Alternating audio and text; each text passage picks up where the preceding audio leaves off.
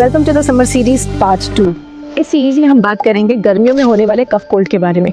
आम भाषा में इसको हम सर्द गर्म भी कहते हैं। ये कब होता है? जब आपकी बॉडी में एक्सट्रीम टेम्परेचर चेंजेस हो जाते हैं। जैसे कि आप घर से बाहर हैं, टेम्परेचर बहुत ज़्यादा हाई है और आप घर के अंदर आए हैं और एसी या कूलर के सामने बैठे हैं। साथ ही साथ आपने एकदम चिल्ड बर्फ वाला पानी या कोल्ड ड्रिंक या आइसक्रीम खा लिया, जिसके कारण आपको अचानक से बहुत ज़्यादा cough, cold, running nose, sneezing, body ache, headache, ये सब होने लगा है। तो ऐसी कंडीशन में आपको लेना है एकोनाइट 30। ये बहुत इफेक्टिव मेडिसिन है। और इन्फॉर्मेटिव टिप्स के लिए do like share my channel. 1-on-1 consultation अपनी अपॉइंटमेंट बुक कर सकते हैं। Thank you so much. Stay safe, happy and blessed.